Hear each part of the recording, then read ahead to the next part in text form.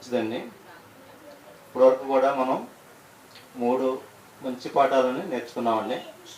మొదటిగా పాపం అందరూ చేస్తారు, కానీ ఆ పాపములో ఉండి చనిపోతే మనం నరకానికి వెళ్ళిపోతాం. అదే పాపాన్ని విడిచిపెట్టి దావీదు గారిలాగా పశ్చాత్తాపం చెంది పాపాన్ని విడిచిపెట్టి మనం దేవునిలో బ్రతికి చనిపోయినట్లయితే కనుక పరలోకానికి చేర్చబడతామని మొదటి పాఠంగా వివరించడం జరిగిందండి. రెండవ పాఠంగా ప్రసాదు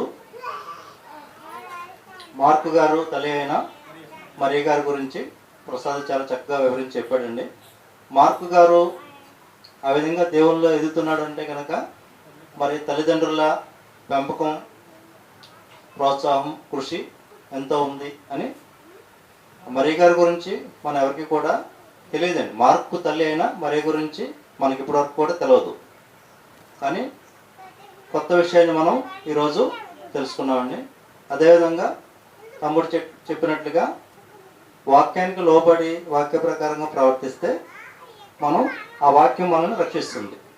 అదే వాక్యానికి లోబడకుండా మన ఇష్టానుసారంగా ప్రవర్తించినట్లయితే ఆ వాక్యం మనల్ని శిక్షకు లోను చేస్తుంది, శిక్షించబడతామని చెప్పేసి తమ్ముడు చివరిగా 3వ పాఠం కింద చెప్పడం జరిగిందండి. మంచి పాఠాలు నేర్చుకున్నామండి. చెప్పబడిన వాక్యాలను బట్టి మనము అనుదినము మన యొక్క జీవితాన్ని సరి చేసుకుంటూ వాక్య ప్రకారంగా ప్రవర్తిస్తూ దేవుడున్న నిత్య రాజ్యానికి వారసులుగా ఉండాలని కోరుకుంటున్నాను. ప్రార్థన చేసుకుందాం. ప్రియా పరలోకమందున్న మా తండ్రి, ఈరోజు మేమంతా ఈ విధంగా కూడుకుని తండ్రి మీ యొక్క జ్ఞానమైన మాటలను సంగతులను నేర్చుకోవడానికి మీరు ఇచ్చిన కృపకే మీకు స్తోత్రము తండ్రి.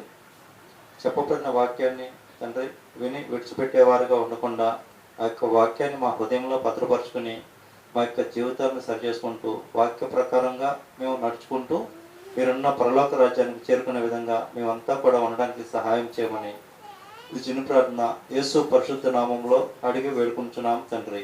ఆమెన్. మన తండ్రి అయిన దేవుని యొక్క దయ, కుమారుడైన యేసుక్రీస్తు వారి యొక్క కృప, పరిశుద్ధాత్మ దేవుని సహవాసం మనందరికీ సదాకాలం తోడైండి నడిపించును గాక. ఆమెన్.